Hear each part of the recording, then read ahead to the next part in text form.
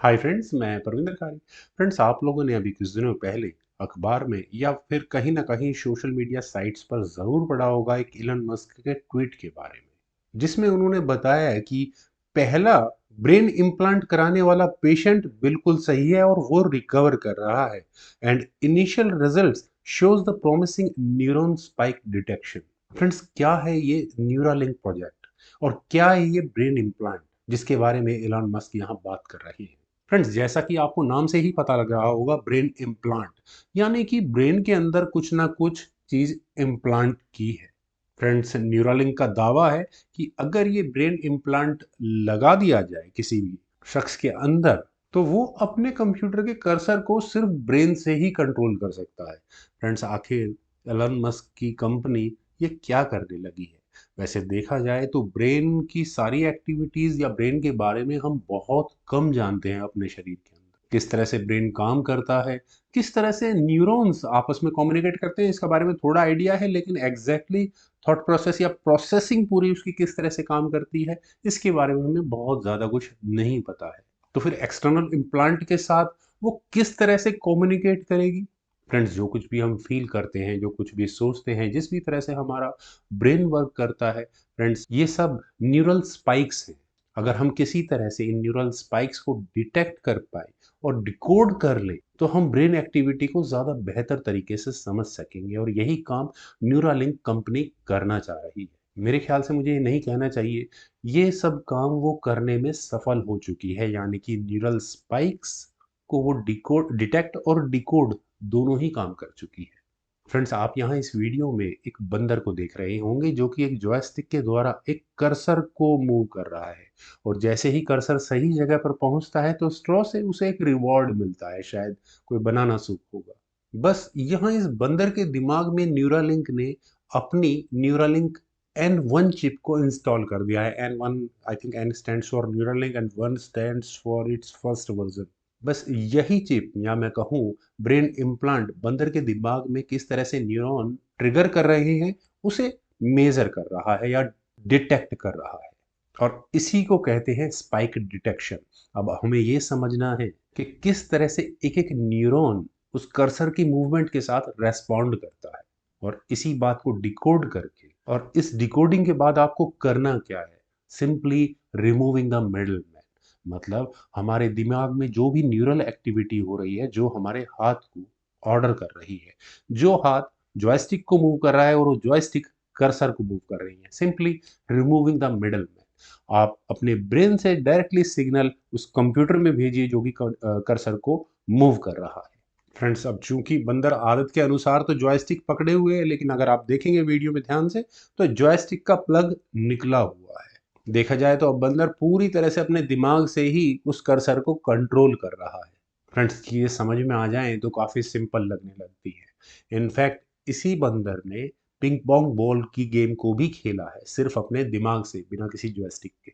Friends, ऐसा नहीं है कि ये काम पहली बार हो रहा है। इन 1969 एक रिसर्चर, मुझे एग्जैक्टली उनका नाम तो याद नहीं है, लेकिन उन्होंने मकैक बंदर के एक न्यूरॉन को एक मीटर के साथ कनेक्ट कर दिया था। जब बंदर किसी एक खास तरीके से सोचता, जब उसका वही एग्जैक्टली न्यूरॉन ट्रिगर करता, तो मीटर का डायल अपने आप डिफ्लेक्शन देता। ठीक इसी तरह से सन 2002 में पहली बार एक बंदर ने कर्सर को मूव किया था यूजिंग वायर। वो दिमाग से तार जुड़ी हुई थी इन दैट एक्सटर्नल हार्डवेयर। इन्हीं एक्सपेरिमेंट्स को जब आगे बढ़ाया गया तो 2008 में बंदर ने रोबोटिक आर्म को कंट्रोल किया। फिर 2012 आई थिंक के आसपास का भी ह्यूमन ट्रायल्स हुए थे जिन्होंने रोबोटिक आर्म को कंट्रोल किया था, लेकिन वो सब वाया वायर जुड़े हुए। वैसे देखा जाए तो फ्रेंड्स, न्यूरालिंक एग्जैक्टली काम तो यही कर रही है, लेकिन एक नई टेक्नोलॉजी के साथ। या मैं दूसरे शब्दों में कहूँ तो न्यूरालिंक के पास साइंस तो अवेलेबल है, लेकिन थोड़ी टेक्नोलॉजिकल प्रॉब्लम्स थी जिसको न्यूरालिंक ने सॉल्व कर लिया है।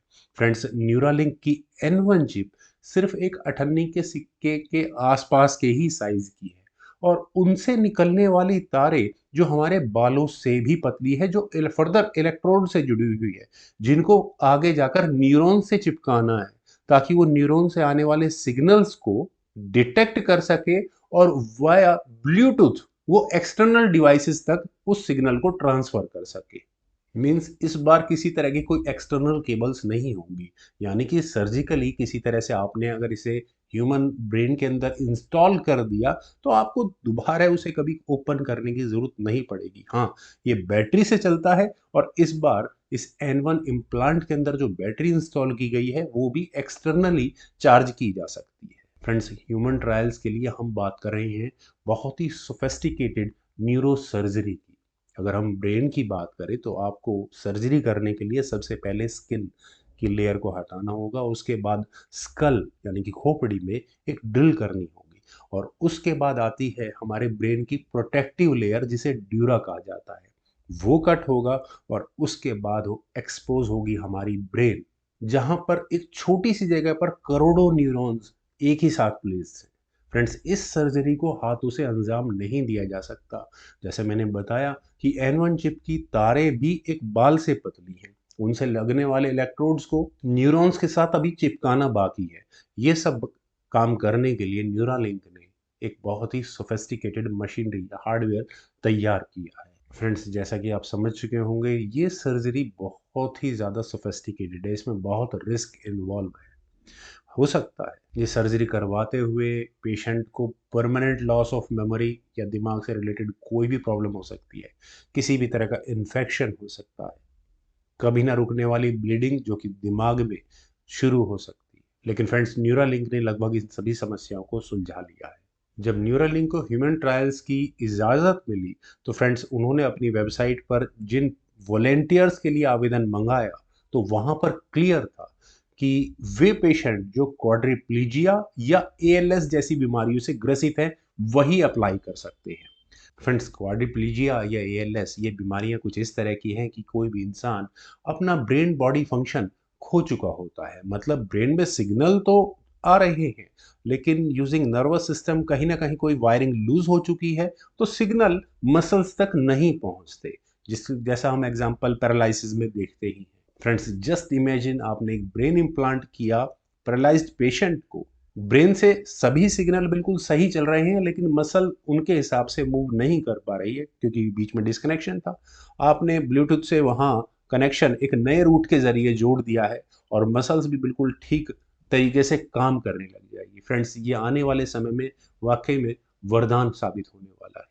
फ्रेंड्स, अगर न्यूरालिंक या कुछ और कंपनियां जो ये सब काम कर रही हैं अगर ये सफल हो जाती हैं तो brain stroke, paralysis, Alzheimer, Parkinson's, epilepsy जैसी बीमारियों के पेशेंट्स के लिए वरदान साबित होने वाली है। इनफैक्ट यहाँ तक क्लेम किया जा रहा है जो साइकोलॉजिकल डिसऑर्डर्स हैं जैसे कि सिजोफ्रेनिया, जिसमें लोग अपने आप से ही बातें करने लग जाते हैं, जैसा कि आपने मुन्ना भाई एमबीबीएस सेकेंड पार्ट में जिसमें संजय दत्त को महात्मा गांधी नजर आने लग जाते हैं, तो सिजोफ्रेनिया उन उस तरह की बीमारियों का भी सॉल्यूशन यहाँ N1 प्रोवाइड करवाने वाली है, मतलब न्यूरालिंक प्रोवाइड करवाने वाली है।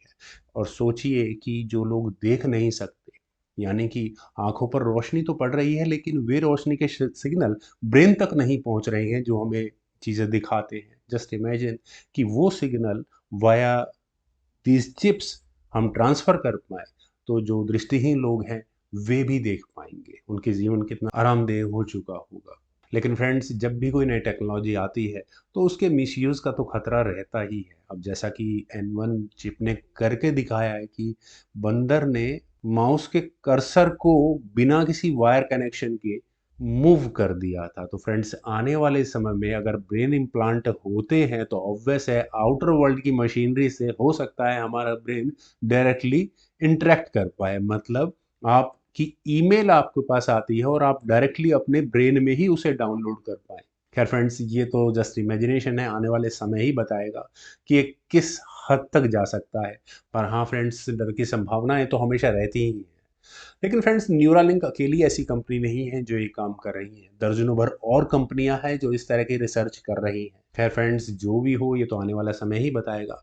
मुझे उम्मीद है आज की मेरी प्रेजेंटेशन ज़रूर पसंद आई होगी, तो आप लोग इस वीडियो को लाइक और अपने दोस्तों के साथ शेयर तो करेंगे ही करेंगे।